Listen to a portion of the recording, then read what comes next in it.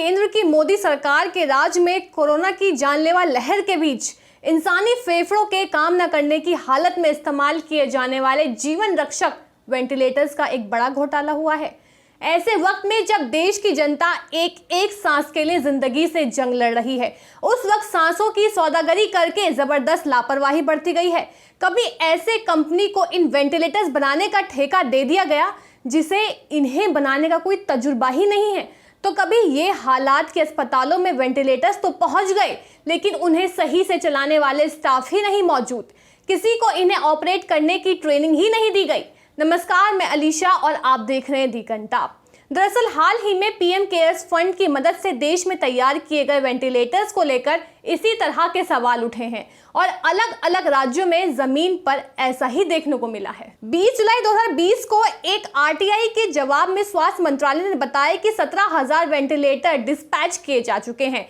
एक और बात जो समझना मुश्किल है वो ये कि जब HLL ने टेंडर निकाला तो उसके फीचर्स एक कमेटी ने तय किए थे और ये शर्त रखी थी कि हर निर्माता को वेंटिलेटर्स में ये फीचर रखने होंगे। ऐसे में बेसिक और हाई एंड अंतर कहां से आया और बेसिक के फीचर और हाई एंड वेंटिलेटर्स के फीचर एक दूसरे से कैसे अलग होंगे, इस पर कुछ भी साफ नहीं है। वैसे तो साल 2020 में देश में वेंटिलेटर्स की संख्या को लेकर कोई सरकारी आंकड़ा उपलब्ध नहीं था, लेकिन सरकारी अस्पतालों में कुल आईसीयू बेड के हिसाब से अंदाजन देश में 18 से 20 हजार वेंटिलेटर्स उपलब्ध थे।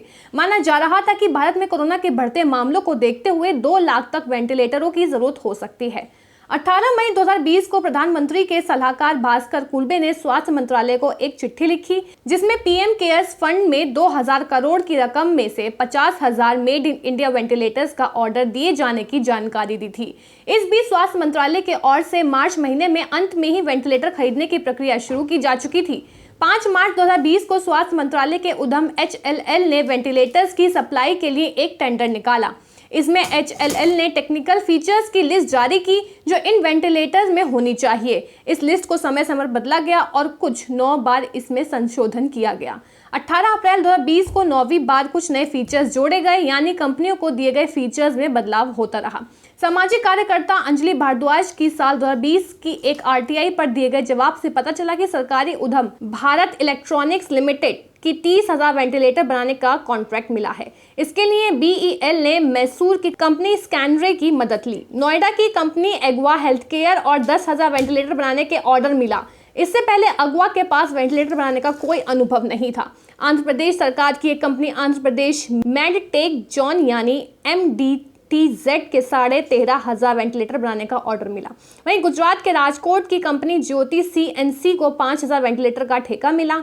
ये वही कंपनी है जिसके धमन एक वेंटिलेटर को लेकर अहमदाबाद के डॉक्टरों ने सवाल खड़े किए थे, लेकिन इसके बावजूद कंपनी को ऑर्डर दिया गया। गुरुग्राम की कंपनी आईलिड मेडिकल को भी 350 मशीनों का ऑर्डर मिला। इस मामले पर BBC ने भी एक डिटेल स्टोरी की है। BBC ने अपनी खबर में बताया कि पीएम केयर्स फंड के तहत कितने वेंटिलेटर बनाए गए, ये जानने के लिए BBC ने RTI के जरिए और मैन्युफैक्चरर कंपनी के मालिकों से बात करके स्थिति का पता लगाने की कोशिश की।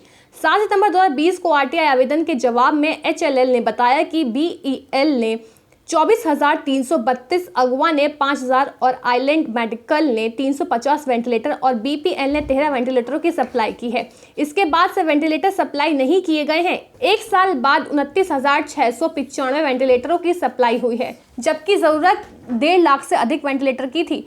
अगवा हेल्थ ने आखिरी खेप जुलाई 2020 में भेजी थी। आइलैंड मेडिकल को उसकी 350 वेंटिलेटर के लिए 27 करोड़ 16 लाख का पेमेंट हुआ और BEL के वेंटिलेटर्स के लिए 1 करोड़ लगभग 70 लाख का भुगतान किया है।